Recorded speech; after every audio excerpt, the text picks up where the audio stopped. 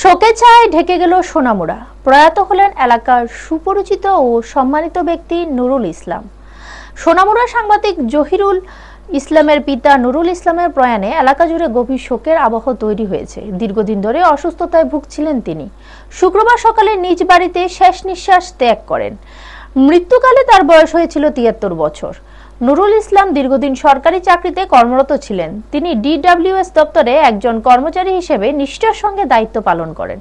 চাকরি থেকে অবসর গ্রহণের পর সমাজসেবামূলক নানা কর্মকাণ্ডে সক্রিয়ভাবে যুক্ত ছিলেন।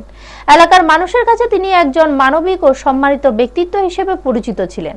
তার মৃত্যুর খবর ছড়িয়ে পড়তে বহু মানুষ তার বাড়িতে ভিড় জমান। শেষ শ্রদ্ধা জানানোর জন্য অন্তিম যাত্রায় অংশ নেন এলাকার বিভিন্ন স্তরের মানুষ। সোনামুড়া প্রেস ক্লাবের সদস্যরাও উপস্থিত ছিলেন, গভীর শোক প্রকাশ করেন এবং শোক সন্ত পরিবারের প্রতি সমবেদনা জ্ঞাপন করেন।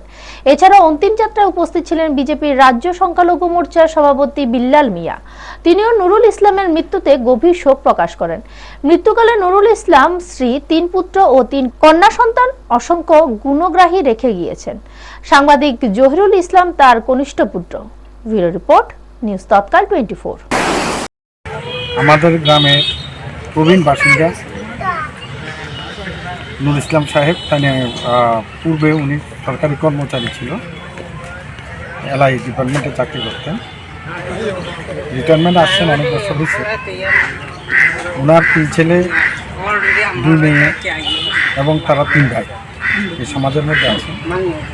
উনি প্রবীণ মানুষ হিসাবে এই সমাজের অনেক কাজে নিযুক্ত ছিলেন এবং আমাদের গ্রামের উন্নয়নের ক্ষেত্রে ওনার পটভূমিকা ছিল এবং গ্রামের সমস্ত সমস্যা সমাধানে সবসময় সামাজিক কাজে উনি এগিয়ে আসতেন। যেমন মাদ্রাসা, মসজিদের কাজে এগিয়ে আসতেন, সামাজিক বিচারের কাজে এগিয়ে আসতেন।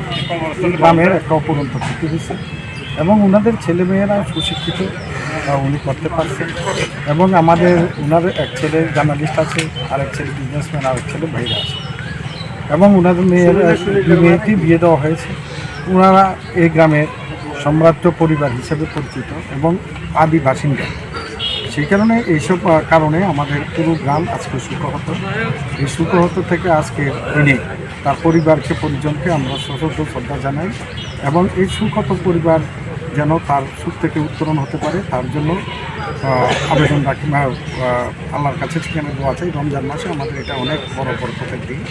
শুক্রবারে আমাদের যদি কারো মৃত্যু হয়, এটাকে আমাদের কবরে যে মৃত্যুর পরে যে বিচার আছে, সেই বিচারের যে দৃষ্টিকোণ আছে, যেটা যে আজাদ বলা হয়, সেটা চিরদিন থাকে না। উনি সেই একটা ভালো দিনে ওনার যে মৃত্যু হয়েছে সেটা উনি অতি ভাগ্যবান এবং ওনার মৃত্যুটা শুভ, এটা আমাদের ইসলাম ধর্মীয় মোতাবেক এটা বলে।